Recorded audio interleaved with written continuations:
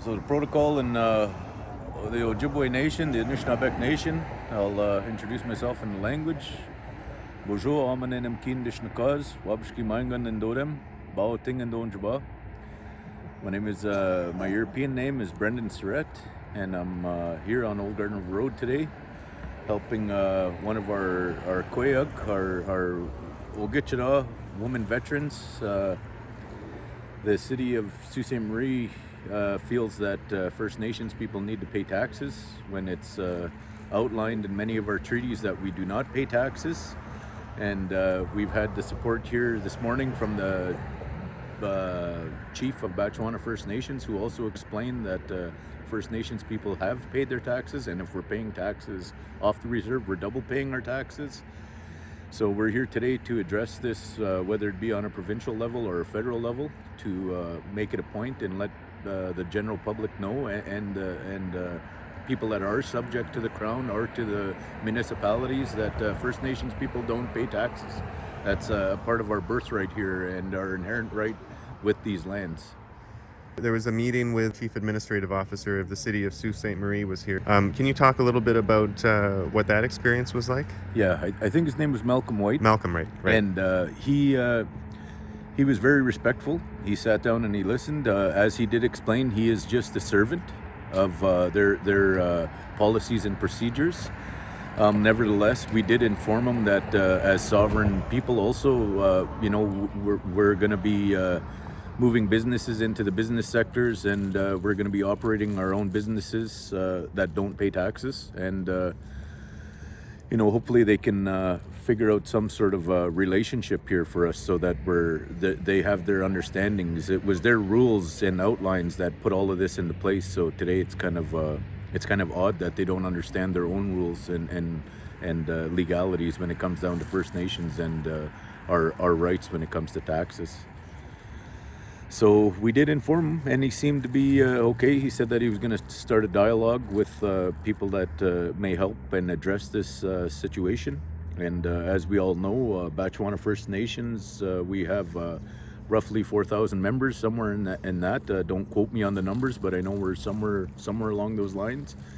And if my memory serves me correctly, there's maybe 400 or 500 people that live on the reserves, and the rest are off the reserves.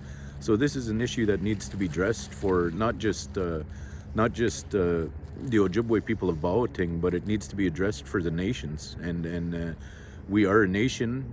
We have been a nation here long before any other nation has set up.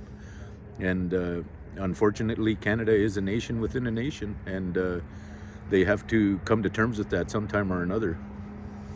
Now it's starting to get cold, and Robyn's currently not been in the house since she was evicted. Do you have a sense of? Do you think there'll be action that will be taken to have her go back in that house, and is there support for that happening?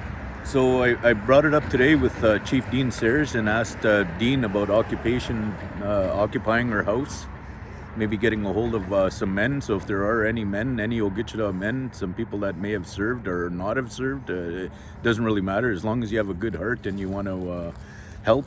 We do ask you to come forwards. Chief Dean Sayers says that that's a great idea, and she's up against the ropes and she needs help.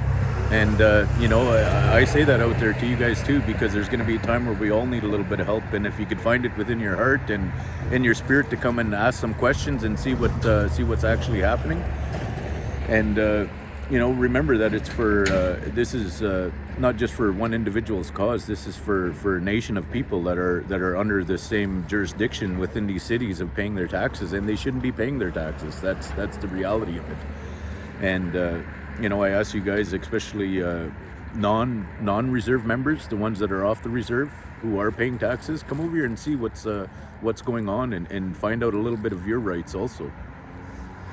And I understand there's going to be another teepee that's going to replace this one, and there'll be cultural activities, and this will be a gathering place. Is that correct? So that's what we're hoping for. This teepee needs to be taken down today for some repairs, and we're hoping on getting a bigger teepee up here for her, so we can have a few more people occupy and a little more room. And yeah, there'll be some cultural activities. I do believe, and I have heard that they're going to be bringing some moose hides around to skin and maybe do some tanning or whatever it is. But yeah, maybe in the next couple days we'll get a deer and we'll bring a deer over and harvest a deer here too, and clean it up and let people know that Anishinaabe people are still right here amongst all the Jaganashi Yug, all the Chimokban Yug. We're still here.